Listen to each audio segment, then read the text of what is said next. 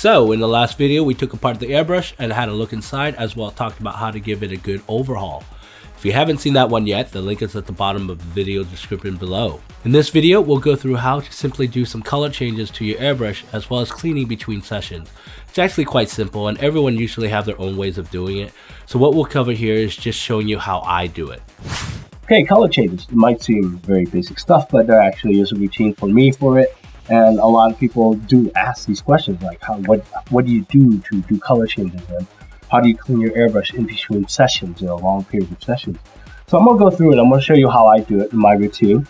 And apologies, my compressor just kicked in.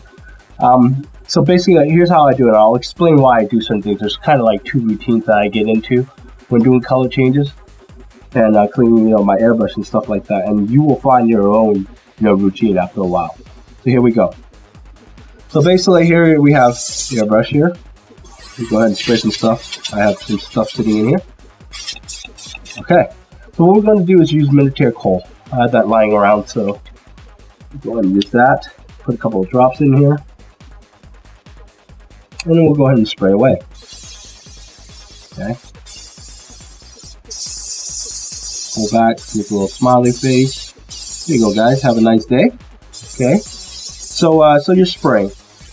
Now what happens is when you're spraying, dry tip builds up. This happens on any airbrush with the acrylic paints that we use. It dries fast. So what I do is while I'm spraying, I get in the habit, and I've already built up this habit. So when I'm spraying, I notice when the dry tip is going to get in the way. When that happens, I'll just pinch, paper towel in between the needle. It'll be more than enough to wipe away the dry tip and go again. And if you want to prolong dry tipping, check out my video on prolonging dry tip. And what you do is you drag dab and you coat the needle in between sessions. It should last you about 4 hours before you have to do it again if you're going to be spraying that long. So here we are, spraying away, and this time we change colors. There are two routines here. First of all, the first routine I do really easily is when I'm spraying short periods of time between colors, so nothing's really built up in the cup already. And again, good tip is never fill up the cup, okay? Don't even fill it halfway. All you really need is a couple of drops to get yourself going. And the drop will last you for a while, okay? So, between the short colors changes, I will just go ahead and grab Windex, pour it in my cup. I have a spray box that I make every time I do, airbrushing. Okay, and then I'll just dump it. Do it again. Dump it. Fill it up again. Piece of paper towel. Soak it up and just do a nice wipe inside and maybe outside. And that gets most of the color out already. Go ahead and fill it up and spray it out.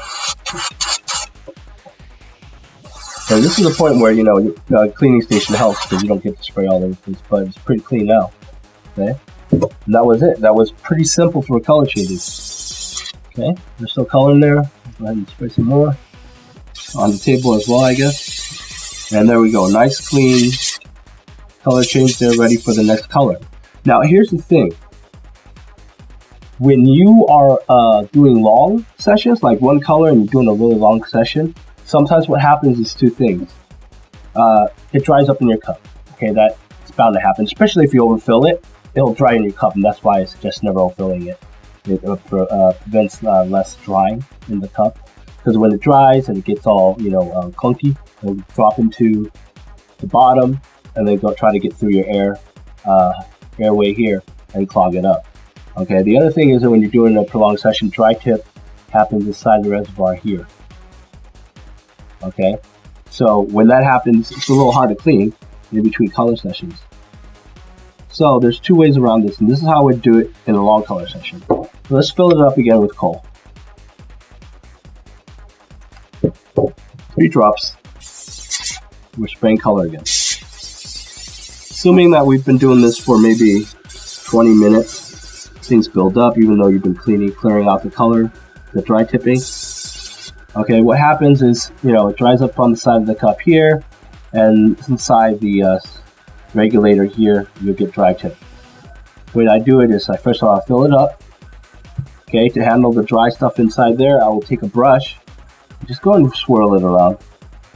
And that's a good way to, get the paint off the walls. Okay, and then just dump it.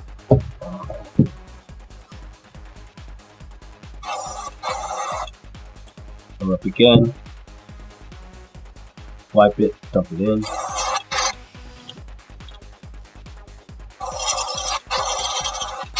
Okay, there you go. Now it's all clean. Now again, how do you handle the? See, it's bubbling here now because there's already paint drying up in the reservoir here. People wonder what's the easiest way to do it.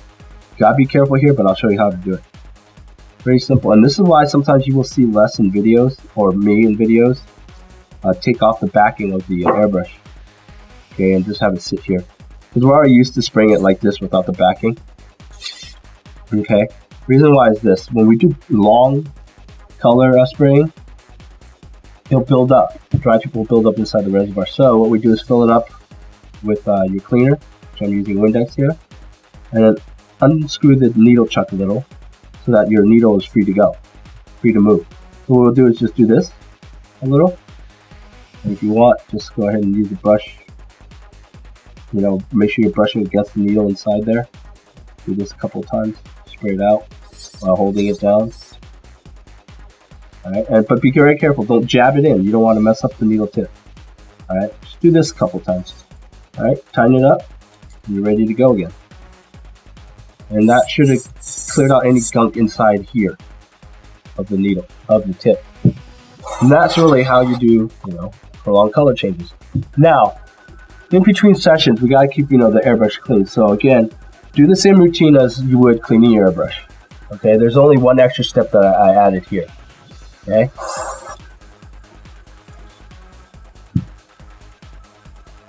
And clear it out, wipe it up, sure all the paint's gone. And just to be sure, I'll just do that. Get a full spray. And also, it might help at the end too, when you're at the end of your session, to make sure you're clearing out any specks of paint that might be in here, or any specks of pigment that might be in the tip here on the airbrush. I would raise my PSIs all the way up that I can get, because that'll help, you know, clear out the funnel inside here, any possible stuckage, you call it. Okay, so I got that all cleaned up, all the color out. Now here's something important: is between sessions, especially when you're using varnishes, sometimes not all the varnish is out. Okay? Sometimes color's not always out. Okay, so what we do is we go ahead and carefully, just make sure after it's all cleaned up, do the needle chuck, pull the needle out carefully. Okay, give it a nice little wipe down, like this, clear out anything in the needle. Go ahead and put some cleaner on the towel you're wiping it with. And make sure you get anything out of there. Anything out of there. It's important. Because especially with varnish, it might dry up and you'll have a hard time, you know, pulling back on the trigger on the next session. But once you've done that, it's nice to clean your needle and carefully put it back into the airbrush. Push down and make sure the trigger's set so you don't bump the needle against the trigger. Push it in as far as it goes. Don't force it. There's no need to. Put that on the needle chuck and tighten. Okay. Now you can leave it. You know, now you can, you know, store it away and use it another day. The other thing is sometimes what I would do is, because I set my airbrush, my main airbrush, usually the chrome, on my you know, work desk on a holder until I'm ready to do the next session. I usually would drop Windex or cleaner inside the cup, just a couple drops, and that helps, you know, keep anything in there off of drying off of the side walls or the funnel in here. Okay, so there you have it. That's how I do color changes, and that's how I keep my airbrush clean in between sessions. Now, let's go over a little important point here, and you're going to hear arguments about this a lot. Okay, using Windex to clean your airbrush is a bad thing, so a lot of people say, because of the ammonia in Windex here. They say, you know, bad reaction to the brass. Anyways, I never had a problem using Windex on here. It doesn't mess with the metal or what have you. It might have for some other people. I don't know why it would have. Okay, but because of ammonia in Windex, people are like, oh no, don't use Windex to clean your airbrush. You'll eat your airbrush, or, you know, make chaos spawns appear in your closet or something. Okay, never had a problem, but what you can do if you're really worried about it, then just get Airbrush Cleaner. Okay, this is from Badger. They have different airbrush cleaners out there.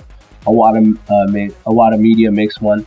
Vallejo makes airbrush cleaner. I wouldn't buy Vallejo airbrush cleaner. It's really expensive.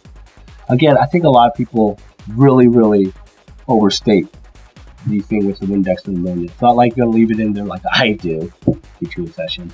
But if you're really worried about it, don't use Windex. Use airbrush cleaner. Same thing. It's just Windex is a lot more cheaper. I could get a gallon of this stuff for very cheap. Okay, so one thing, if you're really worried about the ammonia, if you're worried about what other people say about ammonia, just make sure you just clean it out. Just use it for cleaning, color changes and clean your airbrush, and that's all you have to do. Even Ken says you could use Windex to clean the airbrush. Don't believe me? Go watch Introduction to Airbrushing with Ken Schofield.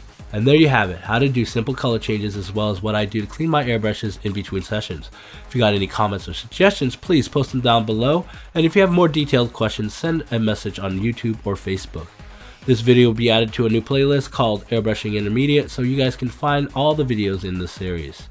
In the next video, we'll talk about thinning paints. Done. So thank you for watching, guys, and happy airbrushing.